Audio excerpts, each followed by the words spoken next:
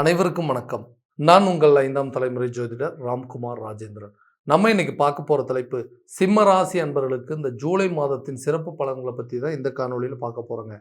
இந்த ஆண்டுகோள்கள் என்று சொல்லக்கூடிய சனி பகவான் மீன ராசியிலும், ராகு பகவான் கும்பத்திலும், குரு பகவான் கடக ராசியிலும், கேது பகவான் உங்களுடைய ஜென்மஸ்தானமான சிம்ம ராசியிலும் சஞ்சாரம் செஞ்சுட்டு இருக்காங்க.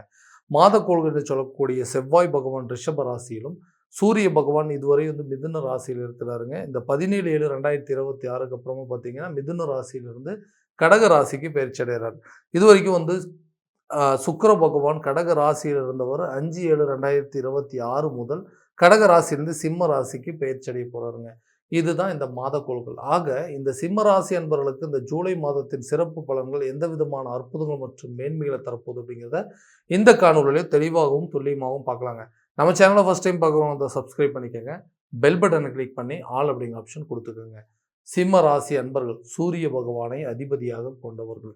நிர்வாகத்திறமை மற்றும் தலைமை பண்பை வகிக்கக்கூடிய நபர்கள் அப்படின்னே சொல்லலாங்க. தனக்கு எந்த விஷயம் தேவையோ அதை தன்னுடைய சொந்த உழைப்பால முயற்சியால் மட்டுமே உருவாக்கக்கூடிய நபர்கள். யாருடைய தெய்வம் எப்பவுமே எதிர்பார்த்ததே இல்லை. தனக்கென்று ஒரு கர்வத்தோடு வாழக்கூடிய நபர்கள்.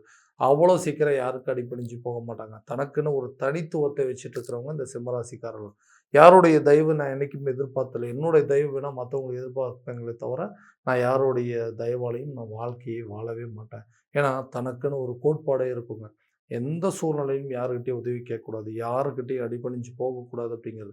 எல்லாத்தையுமே பார்த்து பார்த்து பண்ண, மற்றவங்களுக்கெல்லாம் உதவி பண்ணேன், கூட இருந்தவங்களாம் நல்ல நிலையில் இருக்கணும்னு என்னுடைய சொந்த உழைப்பையும் முயற்சியும் போட்டு அவங்களெல்லாம் இன்னைக்கு வளர்த்து விட்டேன்.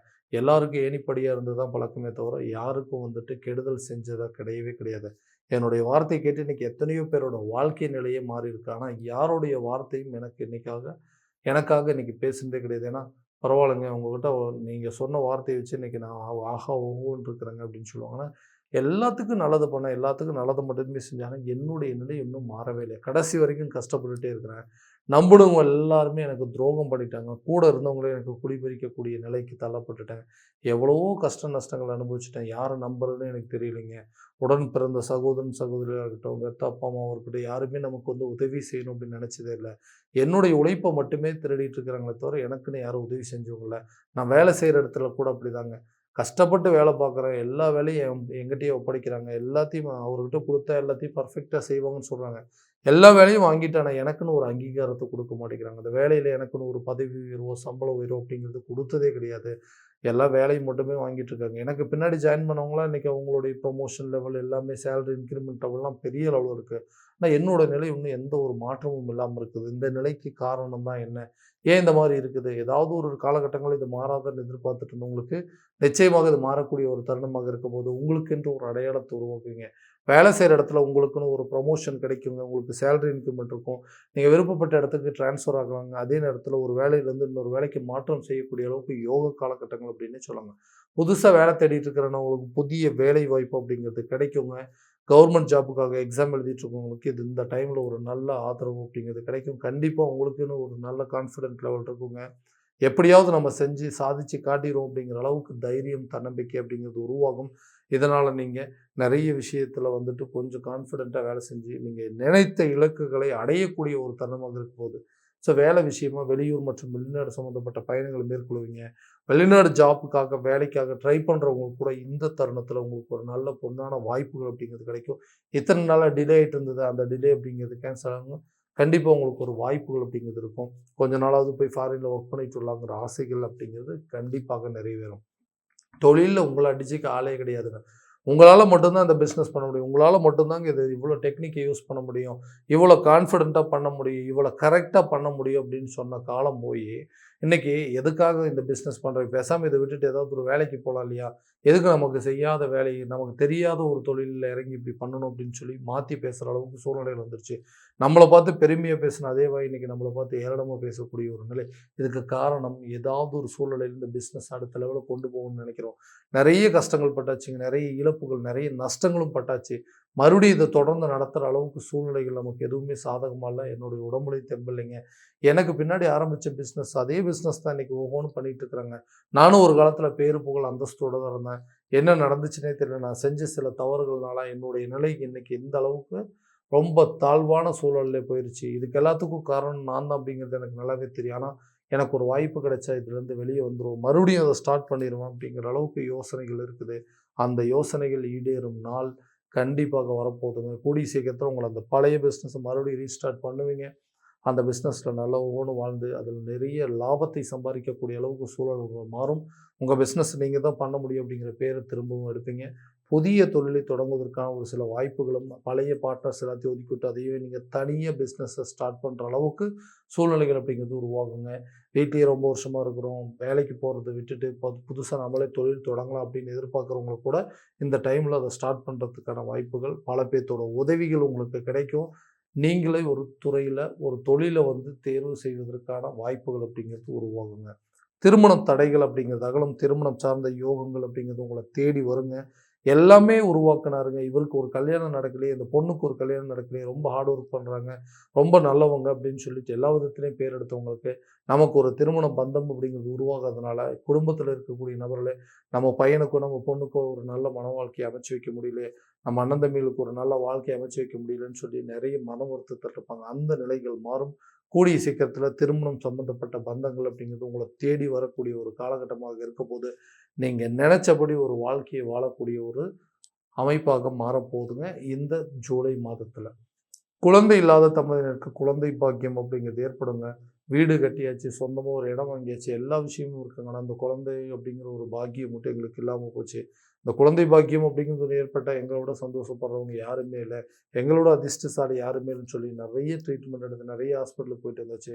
நெறைய மருந்து மாத்திரைகள் சாப்பிட்டாச்சு. எதுவுமே எங்களுக்கு வந்து பலன் குடுக்கல அப்படின்னு சொன்னீங்கன்னா, கட்டாயமாக உங்களுக்கு கூடிய சீக்கிரத்தில குழந்தை பாக்கியம் அப்படிங்கிறது ஏற்படுங்க. நீங்க இதுவரைக்கும் எடுத்த மருத்துவ முயற்சி உங்களுக்கு ஒரு நல்ல பலன் அப்படிங்கிறது குடுக்கும்.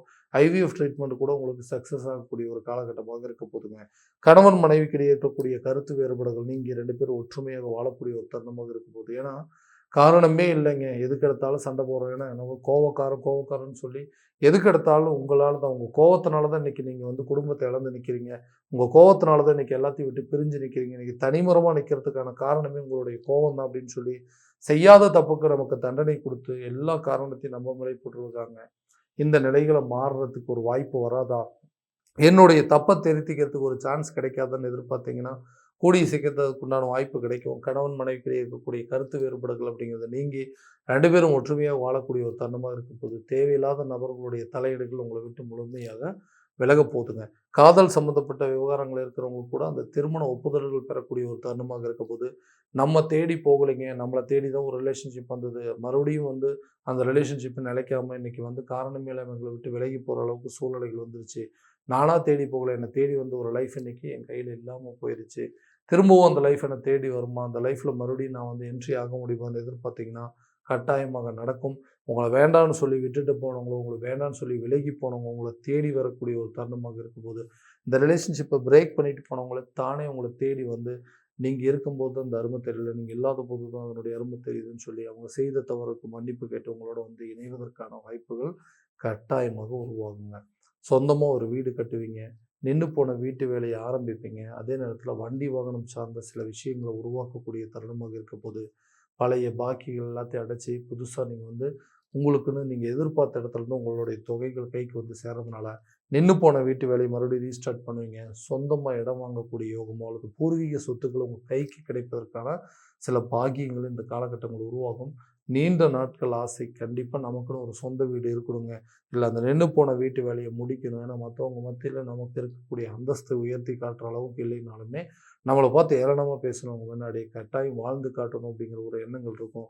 அந்த எண்ணத்துக்கு நீங்க போராடிட்டு இருக்கும்போது, இந்த நிகழ்வுகள் கண்டிப்பா கரெக்ட்டான விதத்தில நடக்கும்.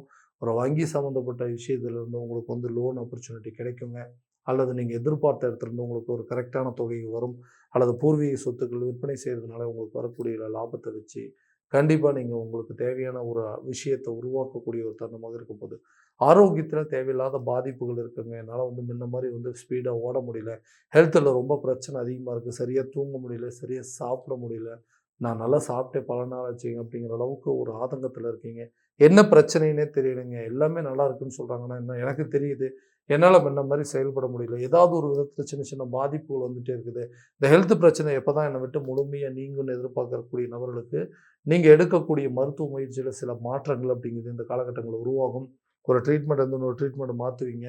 ஒரு இடத்துல பார்த்துட்டு இருந்ததை விட அடுத்த இடத்துல பார்த்ததுனால உங்களுடைய மாற்றங்கள், அதாவது உங்களுடைய ஆரோக்கிய முன்னேற்றங்கள் அப்படிங்கிறது உங்களுக்கு கண்கூடாக பார்க்கக்கூடிய ஒரு காலகட்டம் அப்படின்னு சொல்லி. ஸோ ஹெல்த்தில் இருக்கக்கூடிய பிரச்சனைகள் முழுமையாக உங்களை விட்டு விலக போகுதுங்க.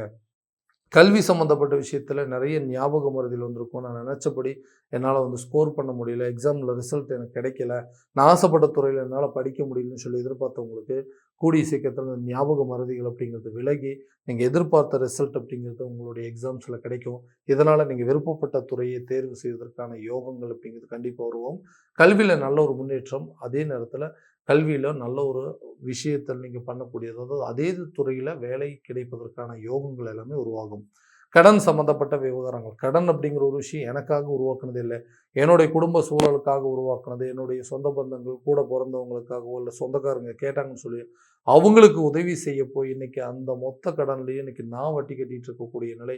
தேவையில்லாத விஷயத்துக்காக கடன் வாங்கி அந்த கடன் இன்னைக்கு கழுத்தை நெருக்கிற அளவுக்கு சூழ்நிலை வந்துருச்சு. எப்படியாவது இதை அடைக்கணும்னு சொல்லி எடுக்கக்கூடிய முயற்சிகள் ஒன்றுமே ஏதாவது ஒரு விதத்தில் பலம் கொடுக்கக்கூடிய ஒரு காலகட்டமாக இருக்க போது. அப்போ கடனை நீங்கள் கண்டிப்பாக அடைப்பீங்க. நிம்மதியான வாழ்க்கை வாழ்வதற்கான முயற்சிகள் இந்த காலத்தில் நல்ல ஒரு பலன் அப்படிங்கிறது கொடுக்குங்க. இதுவரையும் நம்ம பார்த்ததெல்லாம் கோச்சார பலன்கள் தான். இந்த பலன்கள் அனைத்து உங்களுக்கு நடக்குமானா உங்கள் சுய ஜாதகத்தை முழுமையாக தெரிஞ்சு அதற்குண்டானபடி சில முயற்சிகள் எடுக்கும்போது கண்டிப்பாக நல்ல விதமான வெற்றிகள் அப்படிங்கிறது கிடைக்குங்க. உங்களோட ஜாதகத்தை எங்கிட்ட பார்க்கணும்னு விருப்பப்பட்டீங்கன்னா கீழே தெரியிற நம்பருக்கு கான்டாக்ட் பண்ணி அப்பாயின்மெண்ட் ஃபிக்ஸ் பண்ணிக்கோங்க. அப்படி இல்லையா உங்களோட ஜாதகத்தை வாட்ஸ்அப் மூலமாக அனுப்பிச்சு வச்சிங்க அப்படின்னா தெளிவாக கணிச்சு துல்லியமான பலன்கள் அப்படிங்கிறது உங்களுக்கு தெரியப்படுத்தப்படுங்க. மீண்டும் அடுத்த காணொலியில் உங்களை சந்திக்கும் வரை உங்களிடமிருந்து விடைபெறுவது உங்கள் ராம்குமார் ராஜேந்திரன். நன்றி.